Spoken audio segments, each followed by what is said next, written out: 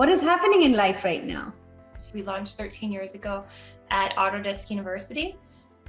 What exactly is globally training? But Autodesk at that time, so this is 13 years ago, Autodesk said you can never teach our training online. It's too complicated. That absolutely does not cut it anymore because, as you said, this technology is changing so quick and it's a different workflow. Welcome to the BIM Student Podcast. In this podcast, we talk to leaders, followers, innovators, and adopters from our AEC industry. Like a student, I ask questions that we all wanted to ask on our digital transformation journey, but never actually did. I explore concept, products, ideas, and future possibilities in digital transformation space. Each week, I meet with an amazing guest from the industry. I look forward to learn something new, share new experiences, thoughts, and opinions, and how to make BIM journey better for everybody across the board. In today's episode, I will be talking to Susan Brattberg, co-founder of Global Training, and discuss how creating a robust training plan is absolutely necessary for a digital delivery and successful implementation of BIM on any project. Welcome to my podcast, Susan. I am so glad after so many back and forths we were able to do this. It's a pleasure to be here. Yes, and you know what? I think I've been pursuing you from season 1. Finally, I got you. And I think between my season 1 and now, you've had a baby, and Globally Training has also gotten to new heights. So why don't you introduce yourself, Globally Training, and what is happening in life right now? Yeah, sure. So I'm Susan Brattberg. I'm co-founder and chief customer officer at Global E-Training. And so we actually just celebrated our 13th birthday party last week. So it's been a whirlwind over the last 13 years. We launched 13 years ago at Autodesk University. And so we always had our birthday party there. It was a tradition. Our very first year, our new customers and friends in the AEC industry bought us a birthday cake and sang us happy birthday. So we kept that a tradition. So it was really, really fun last week to have a virtual birthday party. Obviously, we weren't in person, but we still had the opportunity to celebrate with our team and our customers and partners. So that's 13 years of Globally Training, which has been fun. And you're right, personally, I stepped out, I had a baby. So I now have a 20-month-old son, Silas, and back to work, obviously full time now, but it's a lot of juggling, that's for sure. It's nice to be home with family right now. Oh, yes. I don't miss being on airplanes because my kids are bigger and I really want to get away from them most days. Okay. I haven't hit that phase yet, but I'm sure it will come sooner than later. It will come soon. It will come soon when they start talking back to you. Yeah. Okay. Okay. So let's also talk about what exactly is Globally Training and how did you come up with this amazing platform? Yeah, good question. So like I said, we launched 13 years ago. So the initial launch of Globally Training is actually a spinoff of our other company called Digital School. So it's an architecture and engineering technology college. So Digital School has actually been around way longer than I have in the industry. It's about 35 years old. It was formerly the Alberta School of Drafting. And my family acquired Digital School close to 20 years ago. So I've really and truly grown up in this industry. And so we are one of the oldest Autodesk authorized training centers in Canada. And Digital School, so we offer architecture and engineering technology programs. And it's accelerated compared to like the 2-year polytechnic programs that are popular across the country. And so we were getting a lot of requests to take our accelerated program, but people didn't want to go to Edmonton. Some of the international requests we were getting, people found us online, but they didn't even know where Edmonton was. And those that didn't want to move to Edmonton, they knew very well where it was. And they said, we don't want to move to Edmonton. We heard it's really cold there. So that was the launch of Globally Training because my sister, Holly, and I, she's one of my co-founders, we were doing our executive MBAs. And so we needed to do a project. It's called an integrated project, an actual project that you apply to your business. So we said, why don't we start an online division of digital school so we can, service all these people across the country that want to take our program. And so that's when we went to Autodesk and we said we need to license our training. We went to the Alberta government and we became the first private college in Canada to be licensed for online training, which was a lot of work to get that done. But Autodesk at that time, so this is 13 years ago, Autodesk said you can never teach our training online. It's too complicated. Oh. And obviously 13 years later, they've obviously reconsidered.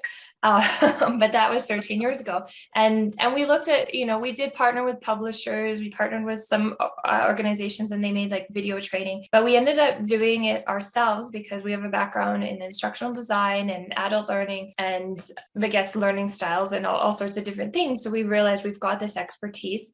And so we ended up for our MBA project, making the online division of digital school. And then we went to Autodesk University to launch and we realized we need a new name. So that's where we came up with Global E-Training. And it got really big, really fast.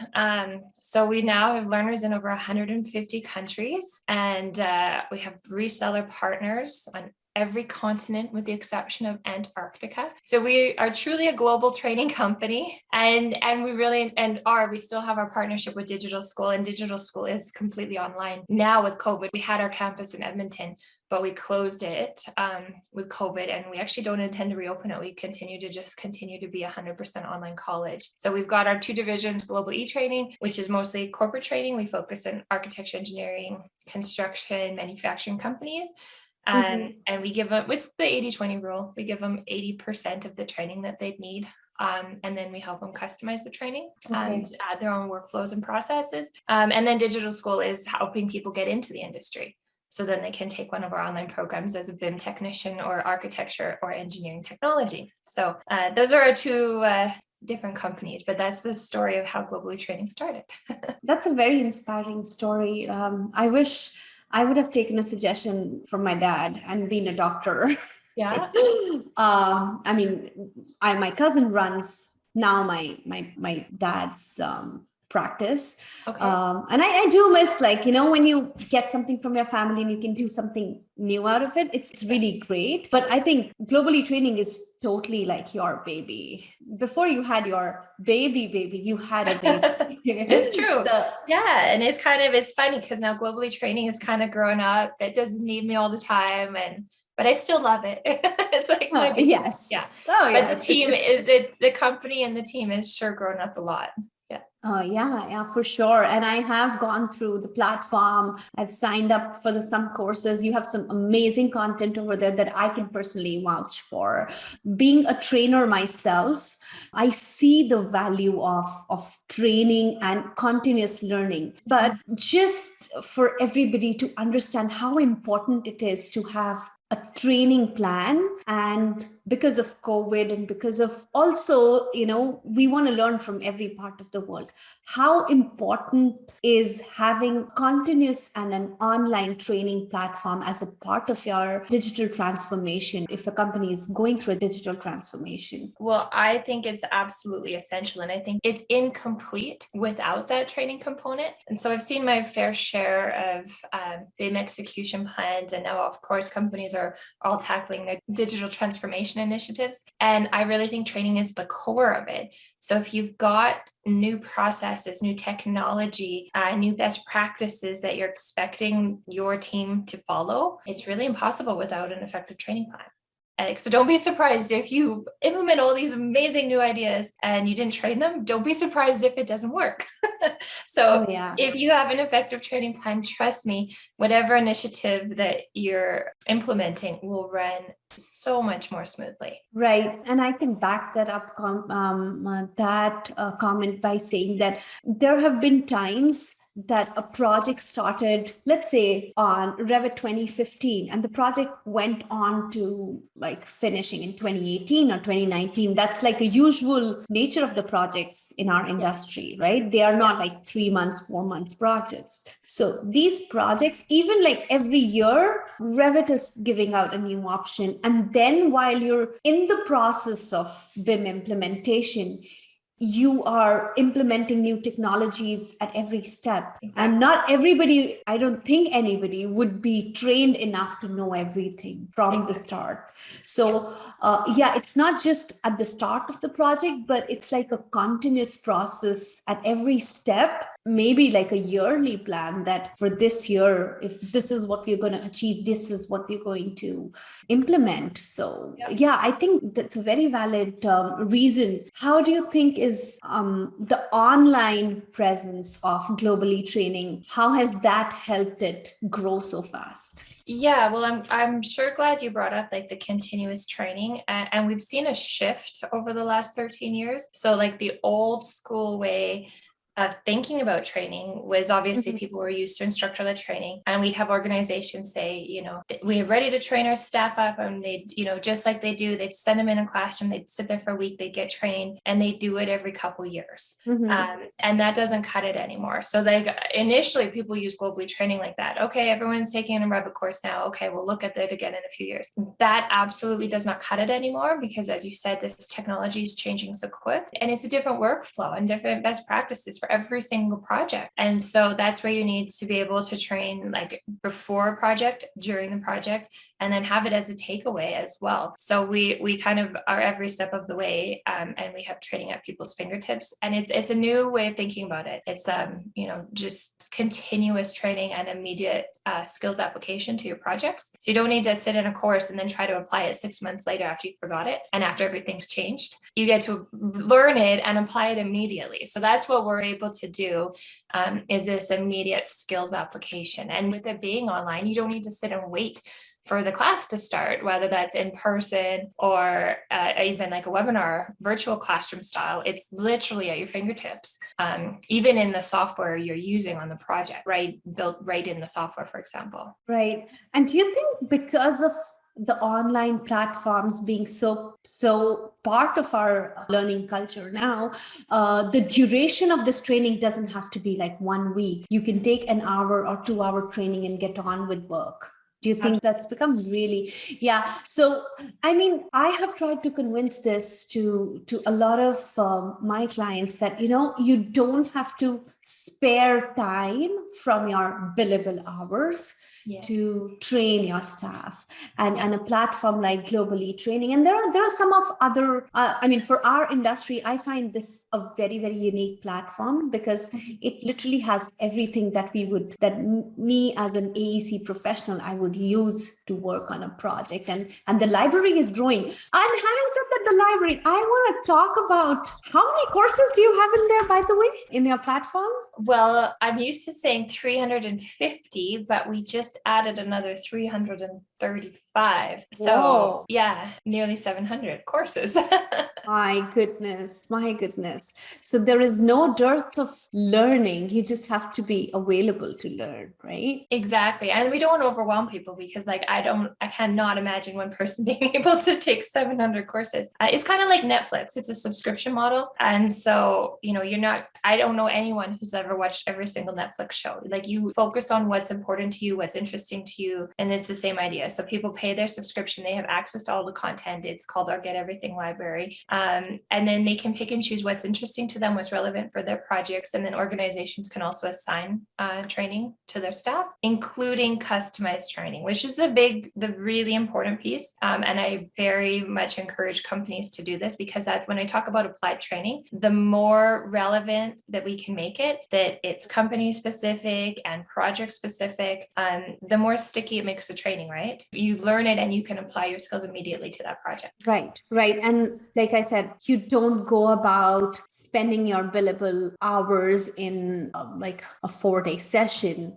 Get on with this 1 hour, 2 hour training and get on with work. So it really is that, I would say, an agile process where, like how these developers develop programs, there's like a waterfall process where you check everything at the end, and there's an agile process. And I just always show off because I have a family that comes from like software development.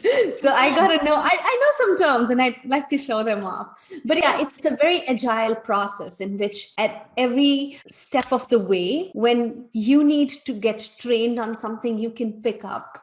And one question I always have, Susan, with so many other platforms available, and even like YouTube having so many amazing tutorials, why should anybody sign up for Global E-Training? Well, I think, if you compared it to YouTube, there might be good content, but there also might be really bad content. So you have no idea what anyone's looking at. It's not trackable, and you don't know if it's relevant or correct. So I guess you've got this, it's vetted, high quality content made by the best subject matter experts in the world. So you know that, but it's also trackable because you can then use the skills competence to do performance evaluations with your staff to build, for actual coaching and professional development, but you can also use it as a skills competence, use skills competence as a competitive advantage to win bids. So I think the trackability is the most important, the high quality of content, plus the customization options. So very easy to leverage all the pre-built content, but then add your own company and project specific workflows and best practices and onboarding material and such. So it just takes it to a whole new level. But yeah. Okay. Yeah. And I feel, and you're going to emphasize because I don't want to say, but I feel Global E-Training is also one of the best tools that a trainer can have in their toolkit. So what does Global E-Training have in it that becomes trainer's best tool? Yeah, sure.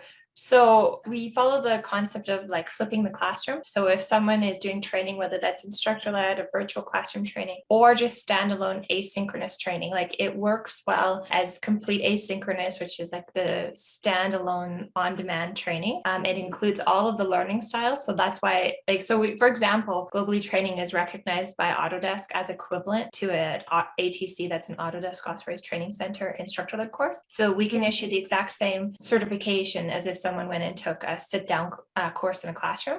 So it is the equivalent. It is as interactive as you'd find in a classroom. So you can take it by itself, but it also does really complement and enhance instructor-led training, whether that's, in person in the classroom or virtual training. So because it has the prerequisite before class, so you can come to class with a higher skill base, so you can elevate what you're covering in class. It's also really great multimedia tools for trainers. So, right when you start seeing people like get the head bobs or start getting a little bit zoned out, you can put a video on, you can do an assignment together. So it's a lot of really great tools for instructors to use in their class. So we do partner with a lot of education institutions, post-secondary institutions, but even high schools, and the instructors might not even be subject matter experts, especially in the high schools, so they can be more like customized learning coaches and bring in some really cool examples and support students through it. So really fun content. So it basically replaces the textbook, gives lots of fun multimedia tools and exercises to use in the classroom. And then it's that takeaway after class as well. So students, when they're, they don't want to call a teacher at 2 a.m, they can, look it up and they're going to find all of the answers to complement instructor-led training or just as standalone. It works that way too. And I should say, when it's a standalone course, we don't ever want people to feel like they're completely alone. So we do have our help desk support. So anyone can talk to real live people through Global E-Training. So whether that's technical support or instructional support, we're still there to help people. And it depends on your learning style. Some people love just closing the door and having a quiet space and like figuring it out on their own. And other people are more social learners and they want to talk it through. And whatever they want, we're there to help them. Oh yeah. Yeah. That is something I want to highlight, that it does have a tool for every kind of learner, a visual learner, an audio learner, somebody who wants to do things, screw up things, and then learn, somebody like me who wants to use everything and then maybe sleep over it and then just, it has tools for everybody to learn. And I recommend this platform. At least in my personal trainings, I've started including Global E-Training as like special module that, okay, so this is BIMwiser's training, or these are our special trainings. I've started using that and I find it amazing. Having said that, let's move to our next section, because and this section is called the Impossible Questionnaire, where I'm going to ask some really difficult questions. The questions are for sure are industry related. They are not general knowledge like who's the Prime Minister of Netherlands. That's not going to be the question. But what I'm going to ask is, I don't even know if Netherlands has a prime minister or a king. Well, I'm so bad with that kind of stuff. Or a queen. But so these are more AEC questions. And are you ready for this? Try. No expectations here. Oh, okay. Yeah, no. My expectations are like just to have a laugh around how much little we know, right? Sure. As compared to, most of the times we become delusional that, oh, I know everything. And then when I look at these questions that my staff prepares, I'm like, I don't know this. Okay.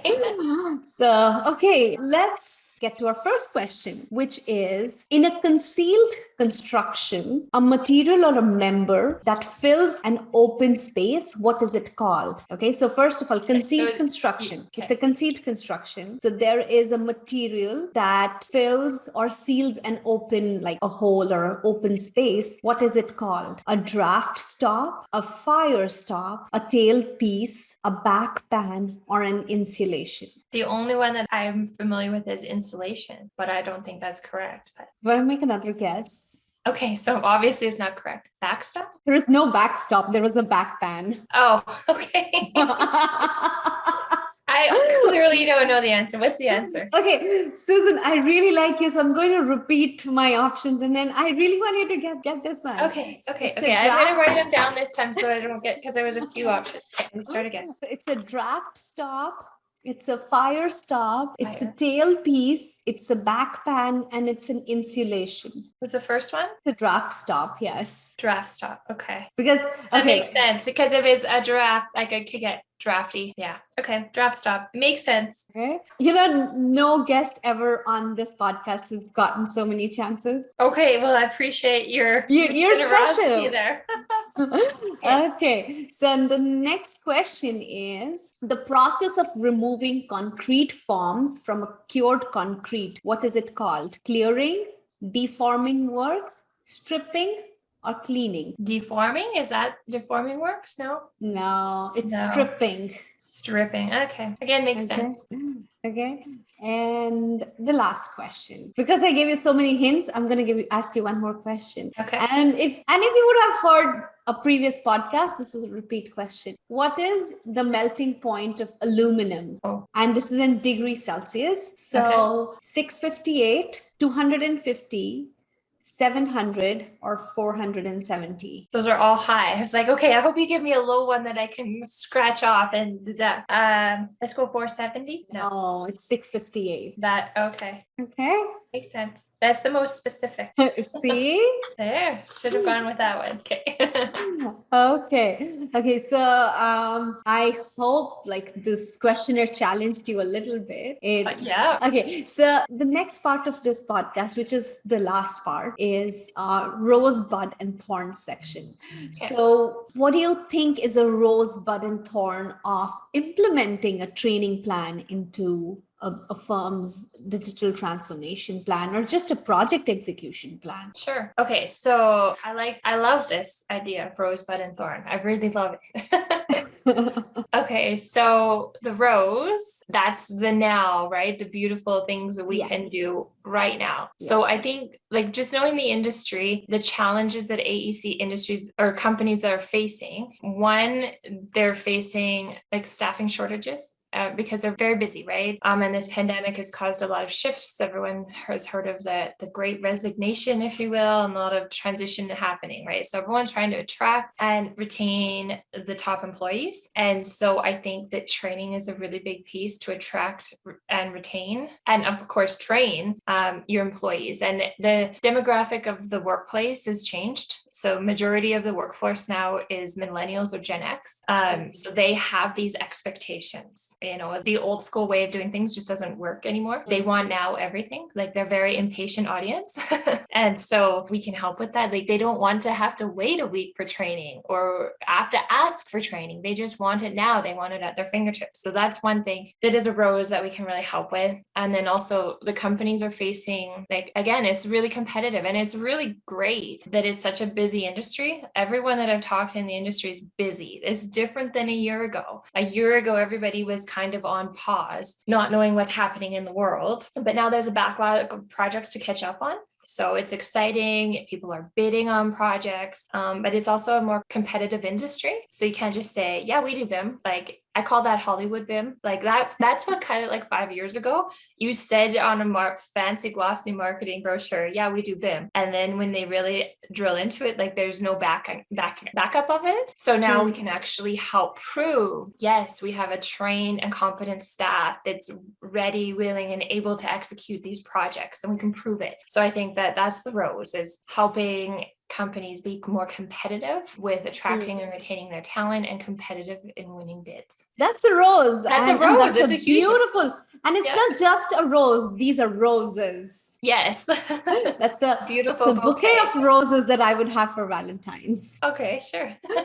And what do you think is a bud for implementing a training plan into your digital transformation plan? Yeah, well, I think the fact that people are talking about it, they're starting to focus on their own staff, is fantastic. And that's like we said, the rose. The bud is like kind of in the future. And I think like all these analogies, like let's plant the seeds now. For anyone listening, think about your own team, but also start thinking about your entire supply chain, because you've got so many different disciplines and organizations that are part of your project. So if your team is super trained up, but then another team that you're working on the project is not trained up, you're still going to face challenges. So what I highly recommend is, especially if you're putting the work into building a training plan, it's a project specific training plan, so taking it to the level, not just the out of the box training, take it to the next level, make it company and project specific. So if you've got project specific training for a particular project that's part of your BIM execution plan, consider making that available to everyone on the project team. So opening it up to your supply chain as well. And the project, it's funny, I've had clients say, did you know when everyone in the project was trained, the project ran so much more efficiently? It's not rocket science, but it's honestly not common. And these little things can make the biggest difference. So that's the bud, is opening it up and considering and planning for your entire supply chain, not just your own organization. Okay. And if we talk about thorn, what do you think is the biggest challenge, or what biggest thorn in the way of having an efficient training plan? Thorn is always time. We don't have time. We don't have time. We don't have time. So we don't have time to think about training. Well, now the thing is, if you don't think about training, you're wasting way more time, because people are running around doing projects inefficiently. They don't know what they're doing. It's the analogy like chickens with their head cut off. They're just running around not knowing what they're doing. So take the time, build a training plan, make sure people get training. It doesn't actually have to be a lot of time. And I think that this is a big surprise. It's so efficient. So it is faster to take the time up front and build a training plan, pick the right courses. Let's say you're working with Globally Training, pick the right courses that are relevant, add your own company specific workflows and processes. It is faster to take the time to do that and put it into our format. We have a tool called the Generator. It's our course authoring platform. It's faster to do that, and then it's available anytime for everyone, then answer the question 5 times. So if you're going to do an onboarding session for somebody and you're doing it every day or every week or every month, anything that you're going to do more than once, you should put it in an asynchronous format, because it will end up saving so much time. Right.